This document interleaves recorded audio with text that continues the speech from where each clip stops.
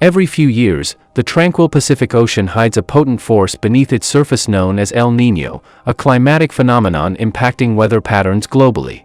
El Niño can lead to severe droughts, igniting wildfires in Australia, or torrential rains causing catastrophic flooding in South America. It is a global disruptor and tropical anomaly. What causes this climate phenomenon? Let's delve into El Niño, which translates to the boy in Spanish. First observed in the 16th century, this phenomenon causes the ocean's water to warm by approximately 32.4 to 32.9 degrees Fahrenheit above the average temperature.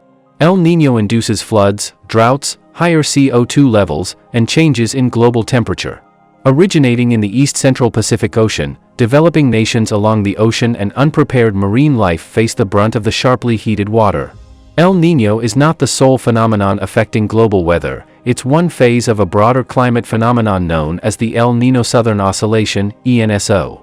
This cycle can be in two phases, a neutral condition with no specific influence, and La Niña, the exact opposite of El Niño. La Niña, translating to the girl in Spanish, typically results in a reduction in water temperature, ranging from 37 to 41 degrees Fahrenheit. Severe rainstorms, floods, and more robust hurricane seasons are some effects experienced by many countries worldwide, including the United States and Canada. Predicting these phenomena is challenging, occurring every 2 to 7 years. They are neither regular nor short-term. La Niña generally lasts 1 to 3 years, while El Niño persists for approximately 9 to 12 months. El Niño and La Niña don't manifest out of thin air. Their formation is an unusual process in the Pacific Ocean.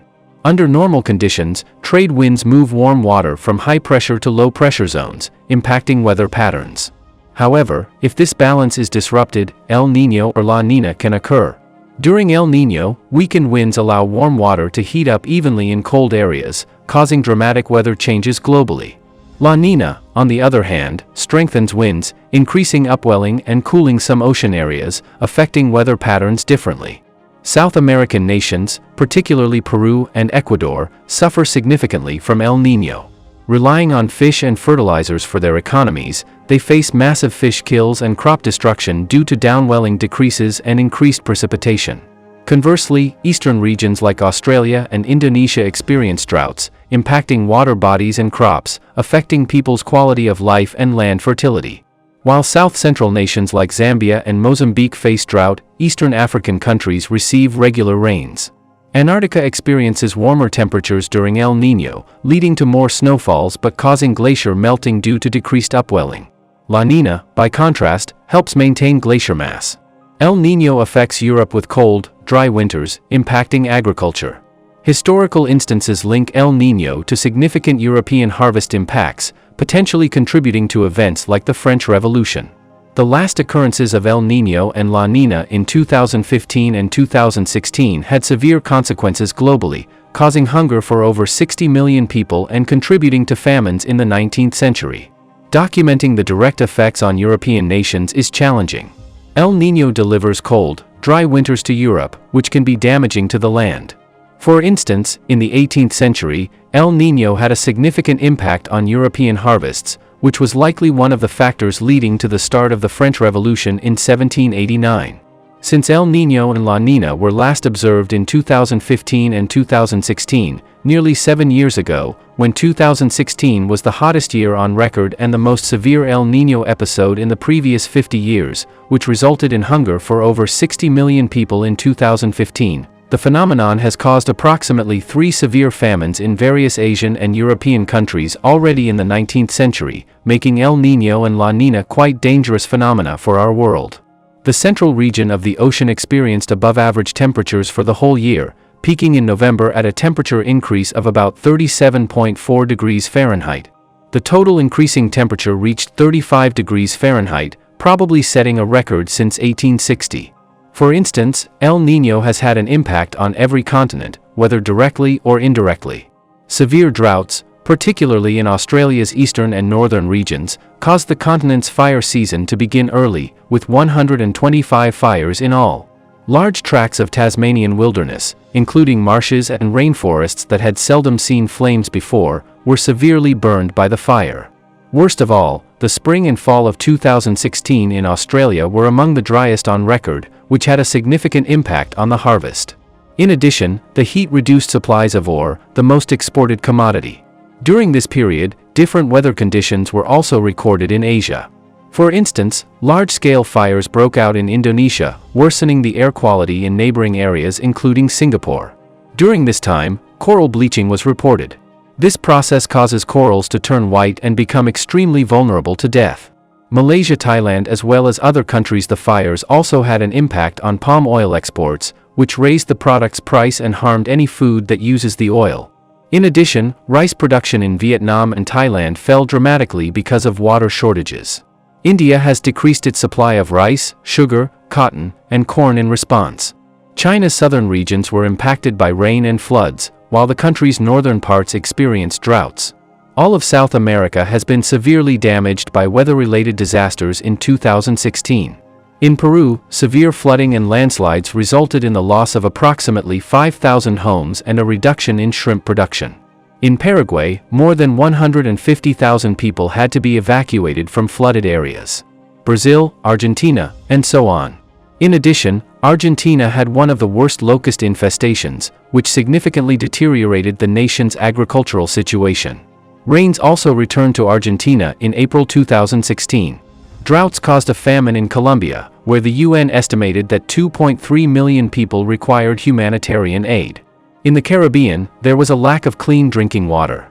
The various effects of El Niño in Brazil caused a substantial increase in coffee and sugar prices worldwide. Nevertheless, the United States and European countries barely felt the direct effects of El Niño, with the states of Missouri even declaring a state of emergency. Last but not least, the African continent also experienced economic hardship as a result of this phenomena. Food production in South Africa decreased by 6 million tons in some areas of Zimbabwe, whereas the United Kingdom and Mississippi received more precipitation than average, but this had no significant impact on their economy. The harvest was lost to the tune of 75%. In addition, unfavorable weather events led to disease outbreaks, particularly in Africa and South America. In South America, floods caused the Zika virus to spread, and in Africa, outbreaks of malaria, cholera, and Rift Valley fever were documented. In particular, animals affected by El Niño, such as marine birds or small mammals, occasionally led to predator attacks. In Ethiopia, 10 million people required humanitarian aid, and approximately 458,000 children received treatment for acute malnutrition. In total, 60 million people experienced hunger. Ranch animals. Additionally, the numbers of exotic species like locust and tree frogs have expanded, causing crop spoilage and the spread of harmful illnesses. The threat posed by El Niño and La Niña is really real, and meteorologists are already observing symptoms of the storm, which is expected to start in the late summer of 2023 or very early in 2024. We must not undervalue this threat. We might break new global temperature records in the upcoming year, according to World Meteorological Organization Secretary General Patrick Tallis and researcher Dylan Amaya of the National Oceanic and Atmospheric Administration. There are several forecasts of what to expect from the upcoming El Niño, but it is still difficult to say whether the 2015-16 scenario will repeat because no two El Niños are alike due to the differences in the periods of this phenomenon and the overall climate situation on Earth. One reason for the sharpness was the extremely long La Niña period, which lasted 3 years and only ended in March. As a result, a lot of heat energy has accumulated in the ocean, and after the cold snap, all this heat will be released. A climate science candidate at Tracasca Castro identifies 4 potential outcomes for the world's climate in 2023 to 2024. First, the ocean temperature may rise to 35 degrees Fahrenheit. Moreover, during its peak, it may rise even higher, as it did in 2015 and 2016. However, this researcher says it's too early to predict how severe this temperature increase will be. Secondly, Australia has had a lot of rainfall following a long period of La Niña, but all of this could change next year as the continent's average temperature has increased by 34.5 degrees Fahrenheit since the turn of the 20th century. A new, extremely hot year could result in early fires.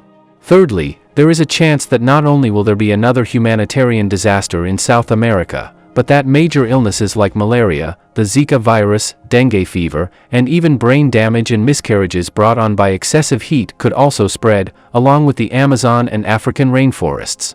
Fourth, while southern Europe can expect increased precipitation, India and Australia may experience severe droughts that will stunt vegetation growth and reduce the amount of CO2 absorbed from the atmosphere. In particular, the North Atlantic may experience a cold snap during El Niño. It becomes increasingly difficult to obtain food and water, so this time around there definitely won't be an exception. Australia, Brazil, Peru, Africa, and so on are all of these nations and continents that struggled with the drastic changes in climate in 2015 and May 16, unfortunately, are experiencing another severe food and economic crisis. It's also possible that exports of many mining and fuel products, as well as agricultural and livestock products, will decline sharply, which will have an indirect effect on the entire world. The United States may experience severe heat waves in the southwest and south, according to NOAA. A study conducted by Dartmouth University researchers led by Christopher Callahan estimates that the effects of this phenomenon will cost the global economy approximately $3.4 trillion over the next 5 years. As a result, the second half of 2023 and the following year could be extremely difficult times for the entire world. However, El Niño and La Niña are not going away. It's possible that they will become more serious and frequent in the future. In the long run, we can expect that high global temperatures may become the norm and continue to rise, which will become an even greater threat to the world. The potential future deterioration of the weather situation on the planet is a signal to all of us because only taking care of the environment can protect us from catastrophic consequences. However, one of the main drivers of the increasing impact of El Niño and La Niña is greenhouse gas emissions, which further warm the panel.